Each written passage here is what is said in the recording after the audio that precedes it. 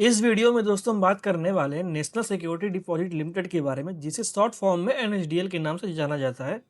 इन्होंने अपने quarter to की नंबर की अनाउंसमेंट कर दी है। यह वीडियो सिर्फ एजुकेशनल पर्पस के लिए है। मार्केट एस्टिमेट डेटा इस कंपनी के लिए अवेलेबल नहीं है। तो दोस्तों चलिए स्टार्ट करते हैं। कंपनी की बीओडी की आउटपुट की बात करें तो कंपनी ने सिर्फ रिजल्ट्स की अनाउंसमेंट की है long with the limited review. इसके अंदर कोई अनाउंसमेंट देखने को नहीं मिल रही है स्प्लिट बोनस और डिविडेंड के रिगार्डिंग। दोस्तों इस वीडियो के एंड तक जरूर बने रहिएगा क्योंकि हम एंड में बात करने वाले हैं कंपनी के टेक्निकल एनालिसिस के बारे में। कंपनी के चार्ट किस हिसाब से देखने को मिल रहा है हम उस पर भी डिस्कस करने वाले हैं। तो चलिए स्टार्ट करते हैं। कंपनी क्वार्टर टू के नंबर किस हिसाब से देखने को मिल रहे हैं बात करते हैं उस पर। डेटा हमें ₹3 लाख में देखने को मिल रहा है, हम बात करेंगे ₹3 करोड़ में। पिछले क्वार्टर टू की बात कर रहे हैं तो कंपनी का टोटल इनकम वो 385 करोड़ था, जो इस बार हो चुका है 432 करोड़। पिछले क्वार्टर की बात कर रहे हैं तो 346 करोड़ था, जो इस बार हो चुका है 432 करोड़।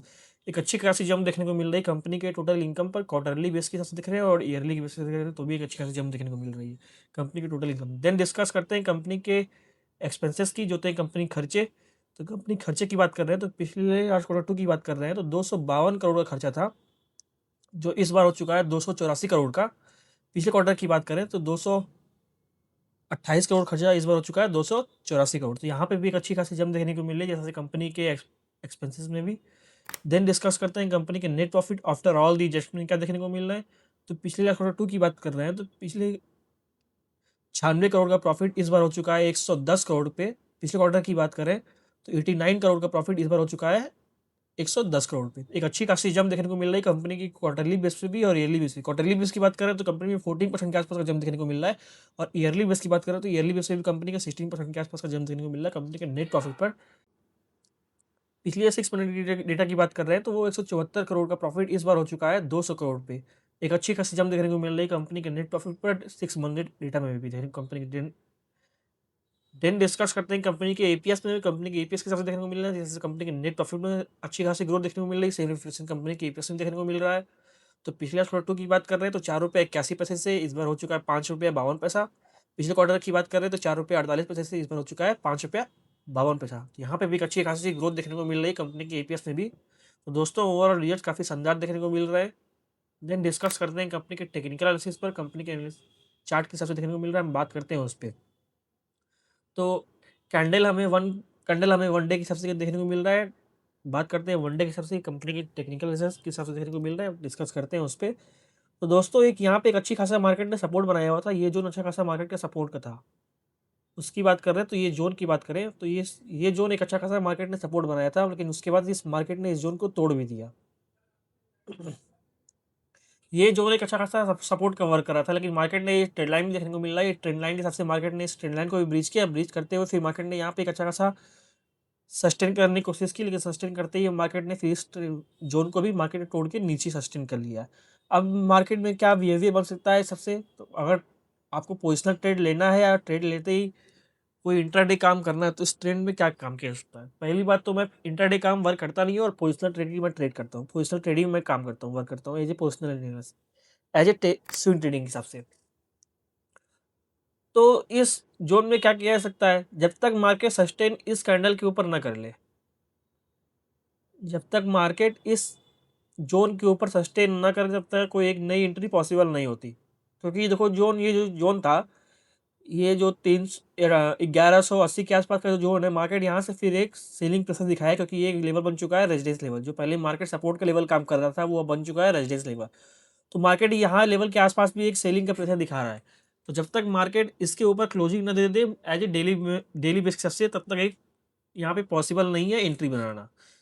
तो 180 के आस 1180 के आसपास एक क्लोजिंग मिल जाए और उसके ऊपर एक मार्केट सस्टेन करे, तब एक हम नया एंट्री बना सकते हैं छोटे एसएल के साथ। जो ये कैंडल का लो है उस कैंडल का लो एंट्री रख के बना सकते हैं। जब तक मार्केट इसके ऊपर क्लोजिंग नहीं देता तब तक हमें एंट्री लेने के लिए बोल नहीं सकता।